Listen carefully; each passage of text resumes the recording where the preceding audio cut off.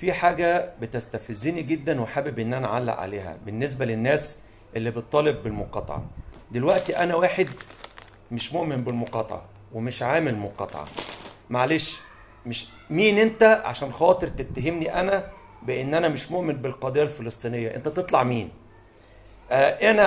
انت وجهة نظرك شايف ان المقاطعة دي حاجة مهمة ولها تأثير، وجهة نظرك انت حر، لكن مش من حق حضرتك انك تفرضها عليا، ومش من حق حضرتك انك تدخل جوه الضماير وجوه النفوس وتعرف الناس مؤمنة بالقضية الفلسطينية ولا لا. انت وجهة نظرك ان المقاطعة مهمة، انا وجهة نظري مختلفة، انا حر في وجهة نظري.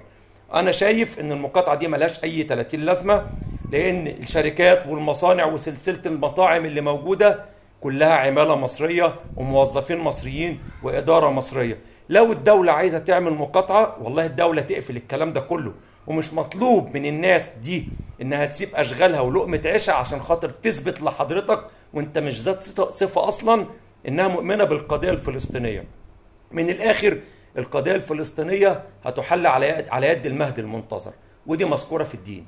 فكل الاحداث اللي بتحصل دي كلها ما هي الا احداث للسعي للنهاية، ومحدش هيقدر يغيرها ومحدش هيقدر يتدخل فيها، لان اللي مكتوب هيحصل. الناس اللي بتموت والاطفال والشيوخ والنساء كل الكلام ده بنتأثر بيه وبيزعلنا، بس الحاجة الوحيدة اللي بتهون علينا ان احنا بنحسبهم عند الله من الشهداء، لان كلنا جايين الدنيا وعارفين ان احنا هنموت، ومفيش اجمل من ان ربنا سبحانه وتعالى يختار حد ان هو يموت شهيد.